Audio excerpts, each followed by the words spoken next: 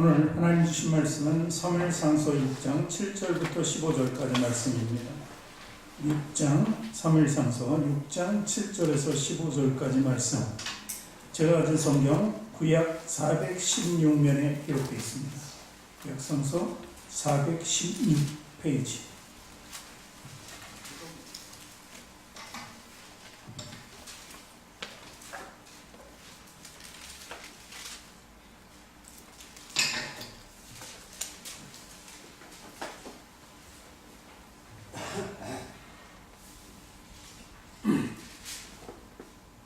구약성경 416페이지에 기록되어 있는 사무엘상서 6장 7절에서부터 15절까지 말씀 찾으셨으면 함께 천천히 읽어 내려가겠습니다. 그러므로 새 수레를 만들고 멍에 메어 보지 아니한 젖나는 소 둘을 끌어다가 수레를 소에 메우고 그 송아지들은 떼어 집으로 돌려보내고 여호와의 궤를 가져다가 수레에 싣고 속건제에 드릴 금보물은 상자에 담아 궤 곁에 두고 그것을 보내어 가게 하고 보아서 궤가 그 본 지경길로 올라가서 벳세메스로 가면 이 큰 재앙은 그가 우리에게 내린 것이요 그렇지 아니하면 우리를 친 것이 그 손이 아니요 우연히 만난 것인 줄 알리라. 그 사람들이 그같이 하여 젖나는 소 둘을 끌어다가 수레에 메우고 송아지들을 집에 가두고 여호와의 궤와 그 금주야 그들의 독종의 형상을 담은 상자를 수레에 실으니 암소가 벳세메스 길로 바로 행하여 대로로 가려 할 때에 울고 좌우로 치우치지 아니하였고 블레셋 박맹들은 벳세메스 경계까지 따라가니라. 벳세메스 사람들이 골짜기에서 밀을 베다가 눈을 들어 궤를 보고 그것의 보임을 기뻐하더니 수레가 벳세메스 사람 여호수아의 발 큰 돌 있는 곳에 이르러 선지자라 무리가 수레의 나무를 베고 그 소를 번제로 여호와께 드리고 여인은 여호와의 궤와 그 궤와 함께 있는 금봉을 담긴 상자를 내려다가 큰 돌 위에 두매 그날에 벳세메스 사람들이 여호와께 번제와 다른 제사를 드리니라. 아멘. 두 손 가슴에 얹고 저를 따라 고백하시기 바랍니다. 하나님께서는 나를 사랑하신다. 하나님께서는 나를 존귀하게 여기신다. 하나님께서는 나를 축복하신다. 하나님께서는 내 문제를 해결해 주신다. 믿음의 고백이 되셨습니까? 아멘.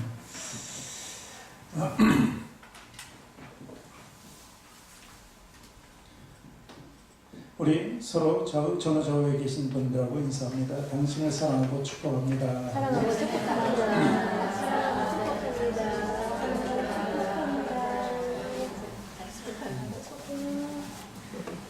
여러분 한 분 한 분을 사랑하고 축복합니다.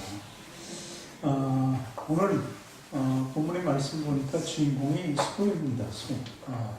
사람이 아닌 미물 중에 하나, 짐승, 가축인 소 두 마리가 주인공으로 등장하고 있습니다. 지금 소 그러면은 우리가 먹는 음식으로만 취급하지만 예전에 우리 민족 사회에 보면 이 소가 굉장히 큰 일을 하는 가정에 있어서 그 삶에 있어서 큰 역할을 하는 귀한 존재였습니다.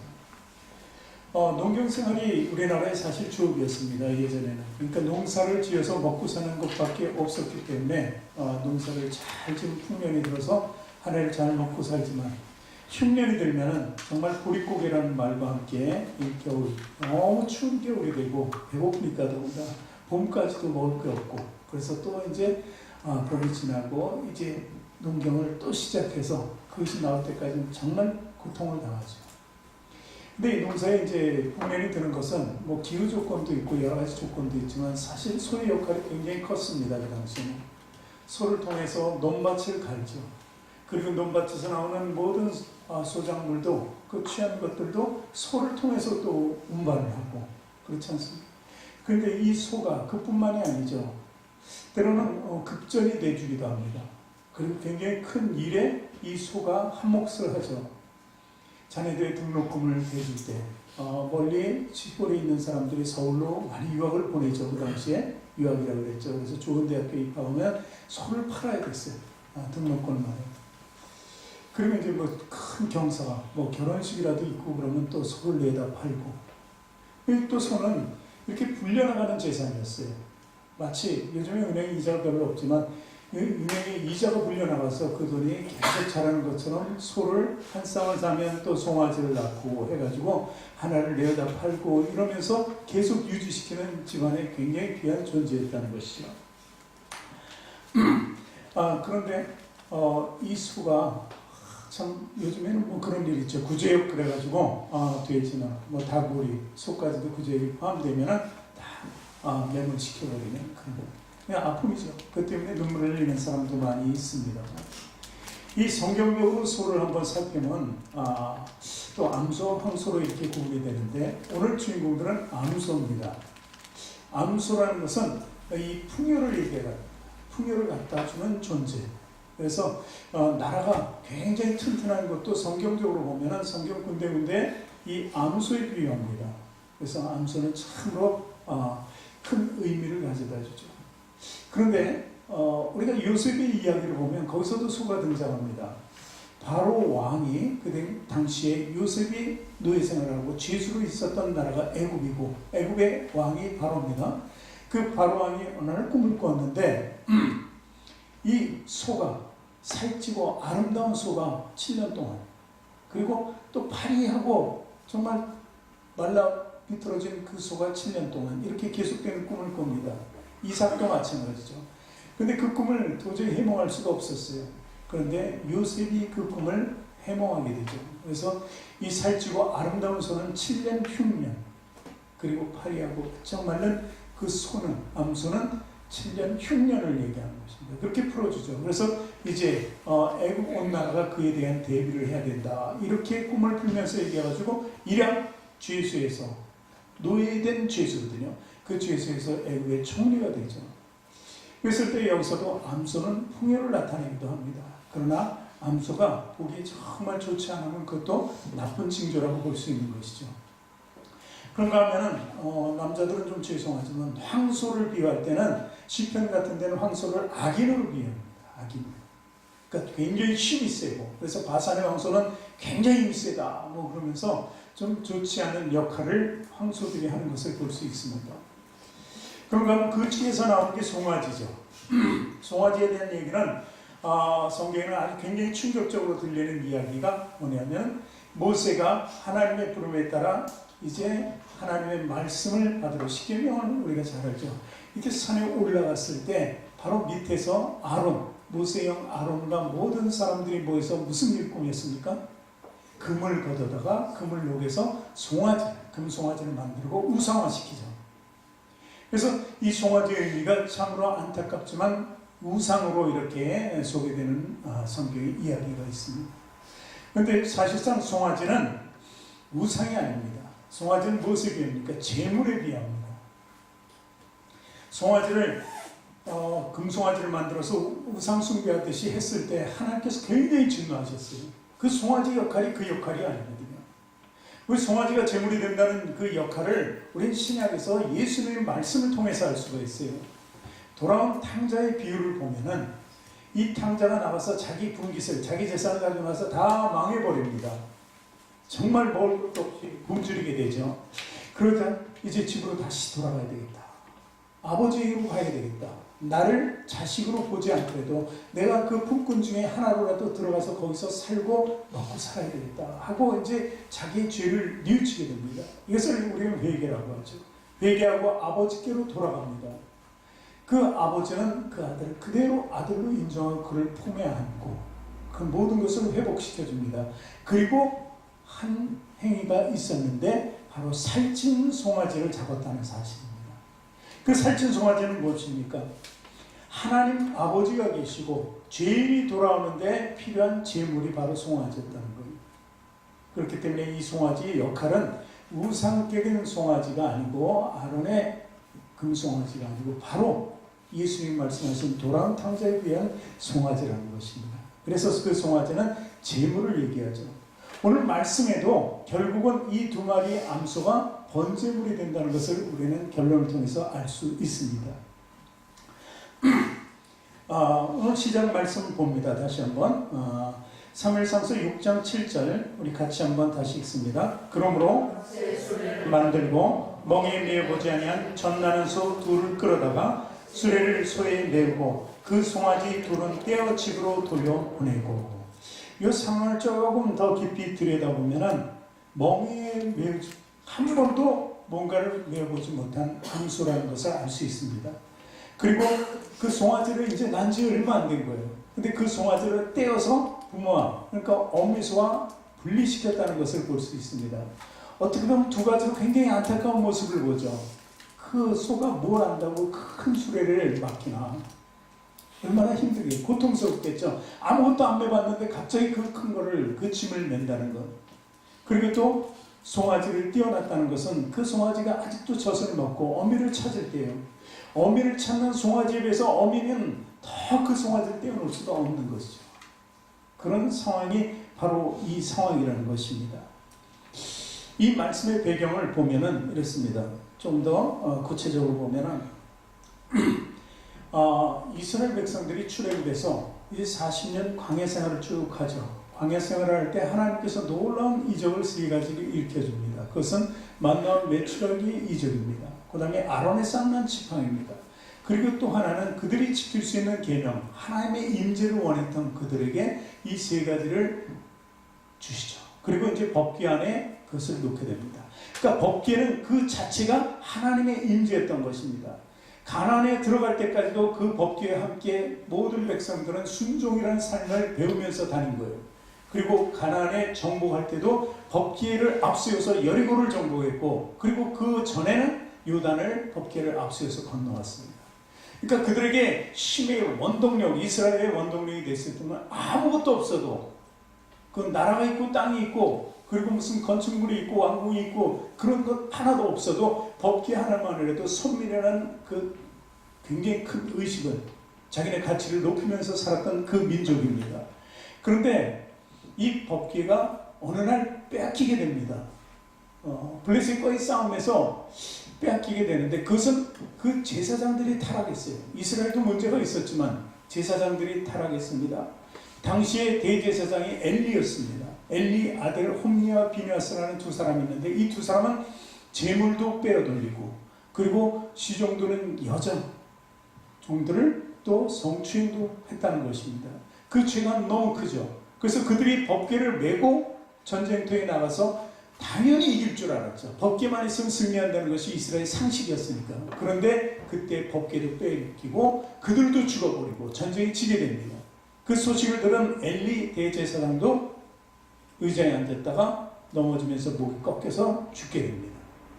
이러면서 암울한 시대로 들어가는 게 바로 이스라엘이었습니다. 그들이 생각했을 때 우리의 힘과 원동력이었던 법궤가 블레셋 손에 빼앗겼다는 것이죠. 그 시대를 살아갈 때, 그럼 블레셋은 그 법궤를 뺏어왔을 때 잔치를 베풀고 막 잘했다, 이제 이스라엘은 멸망했다, 우리가 이것을 뺏었으니 이렇게 될 줄 알았는데, 이 법궤가 있는 동안에 문제가 생기는 거예요. 예를 들어서 법궤를 이제 뺏었습니다. 그래가지고 그들이 아스돗이라는 곳에 갖다 놨는데, 거기에 다곤 신상, 자기들이 섬기는 우상들이 다 무너져서 다 깨지고 마는 거예요. 야, 이 무슨 일이냐? 자기네 신상이 다 깨지고. 그러니까 이제 또 자리를 옮깁니다.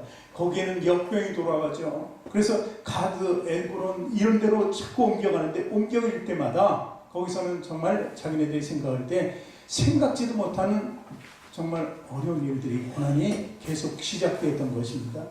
그래서 이제 이 법궤가 우리 안에 들어와서 가는 곳마다 이게 우리 신상이 무너지고 우리 전염병이 돌고 이 문제가 생기니까, 이게 정말 하나님의 능력이 있는 하나님의 상징인 법궤가 맞는지, 아니면 그것들이 우연히 일어난 일인지 한번 우리가 생각해보자. 그래서 이제 그들이 교묘하게 이거 짭니다. 그러니까 100% 안 되질 일들을 100% 되는가, 이것을 보기 위해서 시험을 하는 거죠. 그래서 하나님을 시험하는 것과 같습니다. 그래서 법궤를 이 지금 소개한 두 마리의 암소에다 실어서, 수레에다 실어서, 그리고 베세메스라는 곳으로 보내고 있는 장면이에요. 베세메스라는 곳은 바로 이스라엘의 가장 접해 있는 곳이에요. 제사장들이 많이 사는 거예요. 이 말씀에도 있지만 레인들이 기뻐하고 여호수아가 기뻐했다 그랬죠. 그렇듯이 그러니까 이스라엘 땅으로 들어가는 그 지경이기 때문에 벳세메스로 이 두 암소를 보낼 때 바로 갈 수 있는지, 아니면 이들이 정말 자기 새끼들이 있잖아요. 그러니까 안 갈 수, 원래는 자기 새끼들이 있는 데로 가야죠. 가지 말아야 되는 거예요. 그냥 놔둔 거거든요. 누가 이렇게 몰고 가는 것이 아니라. 그런데 또 한 가지는 그 무거운 것을 처음 접어진 그 수레를 끌고 갈 수 있느냐. 또 이 두 마리가 따로따로잖아요. 근데 두 마리가 협력해서 한 수레를 같이 잘 끌고 갈 수 있느냐. 이걸 본 거예요. 그러니까 우리 생각 상식으로 봐서는 절대 이 두 암소가 벳세메스로 갈 일은 없잖아요. 그렇지 않겠습니까? 그런데 그 상식을 깼다는 얘기예요.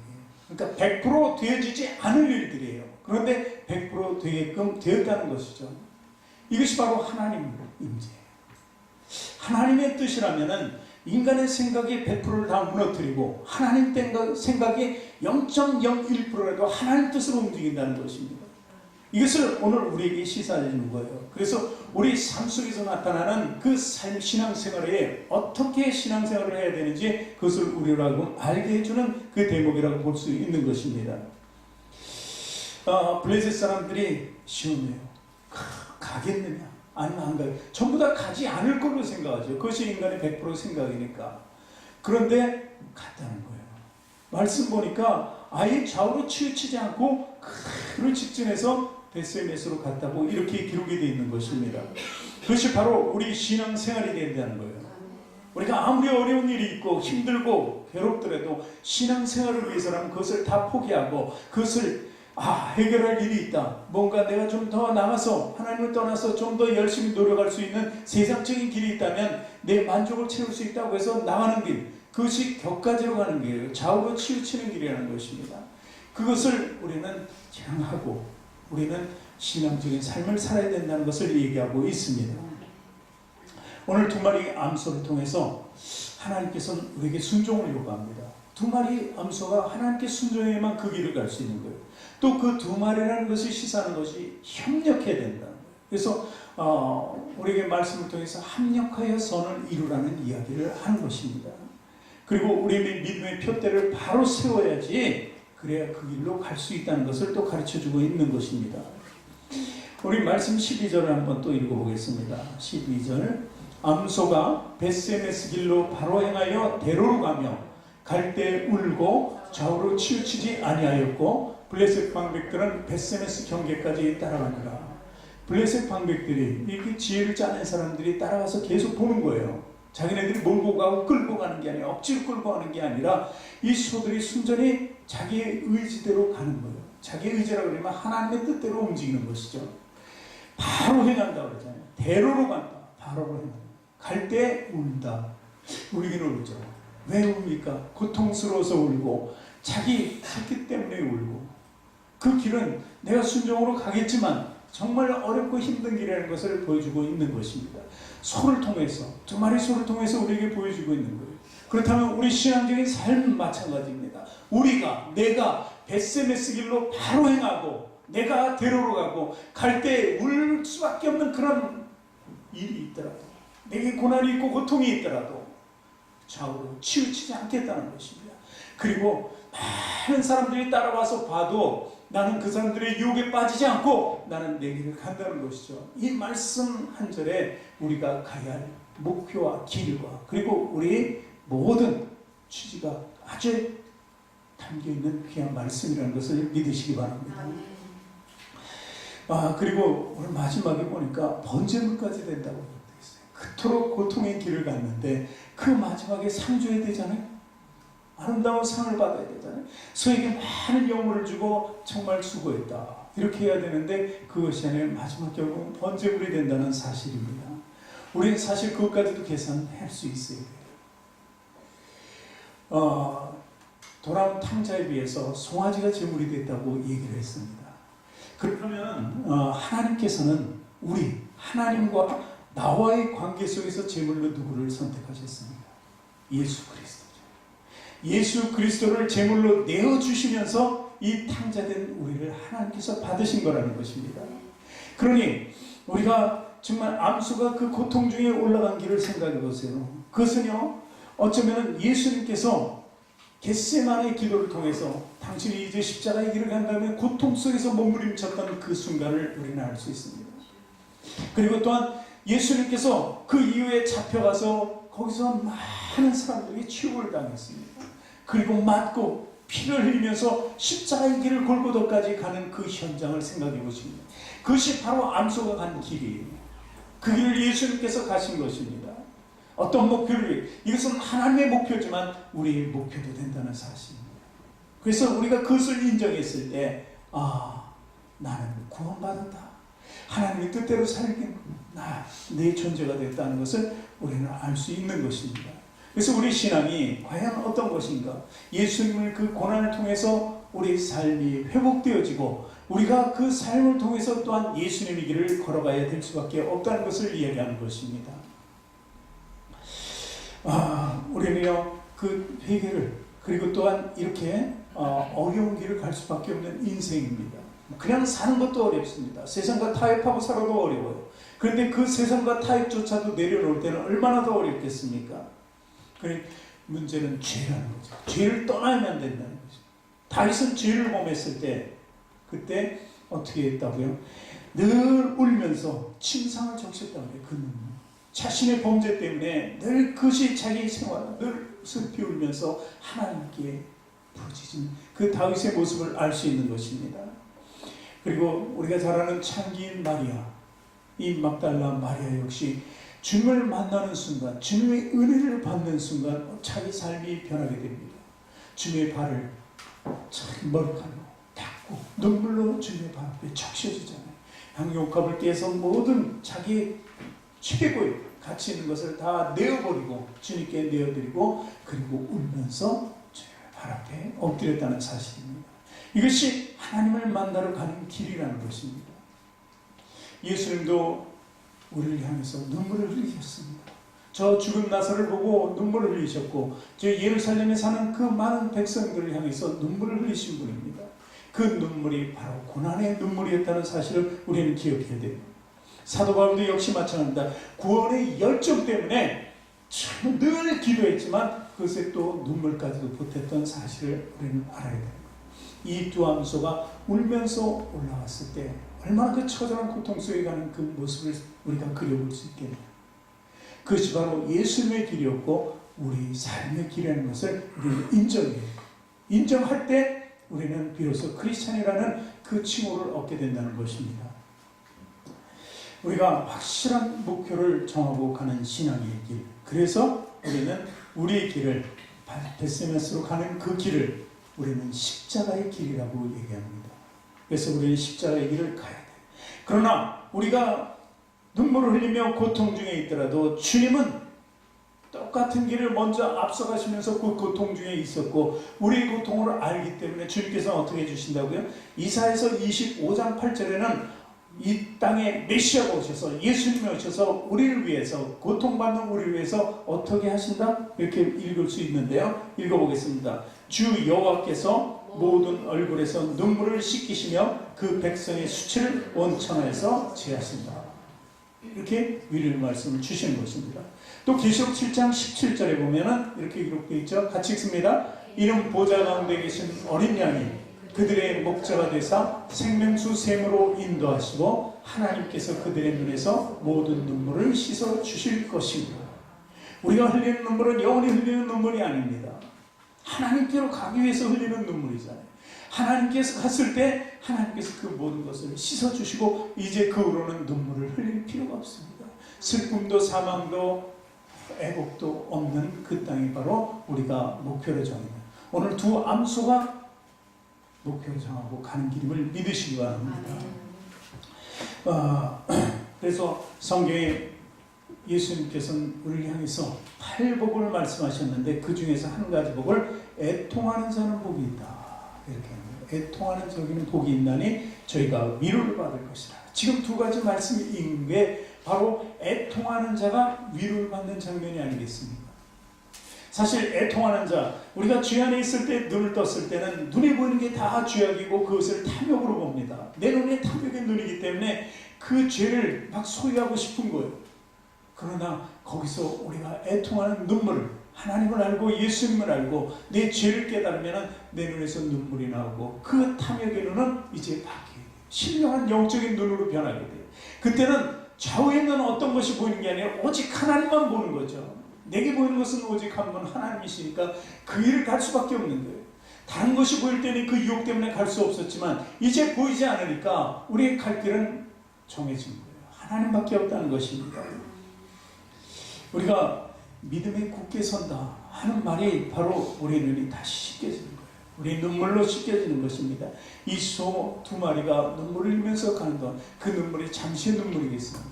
계속 가는 동안에 흘리는 눈물입니다. 어쩌면 그들은 울부짖으면서 갔을 것입니다. 그런 눈물 가운데 우리 신앙이 같이 있어야 된다는 것입니다. 그래서 이 송아지처럼 도람 탕자에 나오는 그 송아지처럼 예수님처럼 우리가 살아야 한다는 것은 우리의 사명도 거기에 포함되어 있음을 얘기합니다. 오늘 소 두 마리가 어떤 사명을 가지고 간 것입니다. 그 사명이 그로 인해서 우리가 구원을 받았다고 하고 그리고 우리가 그 안에서 믿음이 생성되었다면 우리도 그 길을 같이 가는 거예요. 우리에게 주어진 길이 바로 암소들이 가는 길이라는 것을 분명히 아시기 바랍니다. 오늘 6장 14절 말씀 또 한번 같이 읽겠습니다. 수레가 벳세메스 사람 여호수아의 발 큰 돌 있는 곳에 이르러 선지라 무리가 수레의 나무를 패고 그 소를 번제로 여호와께 드리라. 자, 자기가 싣고 왔던 그 수레가 나무 수레잖아요. 그거를 다 부셔서 장작으로 삼아서 그 끌고 온 소를 어떻게 제물로 드리고 있는 모습을 우리가 보는 것입니다. 그리고 지금 그 도착한 것은 여호수아의 밭 큰 돌이 있는 것. 거기가 바로 레위인들이 있는 땅이라는 것입니다. 하나님의 땅이라는 것입니다. 고난의 길을 통해서 이제 왔는데 자유와 해방이 그냥 주어지는 것이 아니에요. 거기서 주어지는 것은 참된 진리 안에서 죽는 겁니다. 제물이 되어버리는 거예요. 우리 몸을 산제사로 드리라고 늘 하면서 우리가 예배에 참석하기를 주님께서는 원하는 거예요. 근데 그 마지막엔 우리가 늘 제물로 생각하면서 주님 앞에 예배드리지만 마지막은 우리가 죽는 거예요. 죽고 우리 정말 제물이 돼서 우리는 없어지고 하나님께로 우리 산영이 예수 그리스도를 말미암아 받은 그리스도의 영과 성령의 영과 함께 하나님께로 가는 것이라는 것입니다. 이것이 우리 마지막까지 행해야 될 과제고 길이라는 것을 믿으시기 바랍니다. 수레의 나무는 사실 누군가 얘기했습니다. 그것은 바로 고난의 십자가다. 이렇게 얘기합니다. 두 암소는 예수님을 당연히 상징하겠지만 우리가 가야 할 천국이 있다면 우리가 해야 될 일도 있습니다. 그 일을 위해서 우리들은 자신이 해야 될 모든 것을 최선을 다하는 삶을 살아야 되는 것이죠. 그래서 우리 삶 속에서 놓지 못하는 것들을 놓아야 돼요. 자기 새끼들, 이제 그들에게 젖을 먹여야 되는데 그 정말 우리는 아이를 낳으면 아이를 키운다는 것이 다 우리 머릿속에 있고 어떻게 키워야 될까 다 상상하죠. 인간이기 때문에 모든 게 다 돼 있습니다. 그런데 이 짐승은요, 그걸 본능적으로 우리는 이성적으로까지 판단하는데 짐승은 본능적으로 자기 새끼를 떠나지 못하게 돼 있어요. 근데 그 본능도 무너뜨린 거죠. 그러니까 하나님의 능력은 우리의 본능과 이성까지도 다 무너뜨리는 분이시라는 거예요. 그래서 떼어놓을 수 없는 것을 떼어놓게 하는 거예요. 여러분이 지금 떼어놓을 수 없는 것이 무엇입니까? 물론 자식을 떼어놓을 수는 없겠죠. 그런데 어떻게 보면요, 자식을 떼어놓는 것과 같습니다. 왜냐하면 자식을 인도하지 못하면 떼어놓는 것과 같아요. 역설적으로 얘기하는 거예요. 지금 손은 떼어놓은 상태에서 가지만 우리도 떼어놓고 가는 것은 그 새끼가 아니라 우리가 떼어놓은 것은 세상이고 세상적인 죄악입니다. 그러나 그 안에 포함되는 우리가 새끼가 있다면 우리 새끼들을 떼어놓는 거예요. 새끼는 정말 데리고 가야 되겠죠. 자녀들을. 그래서 우리들이 해야 할 숙제는 바로 그 자녀들의 사랑까지도 우리가 함께 베풀어줘야 됩니다.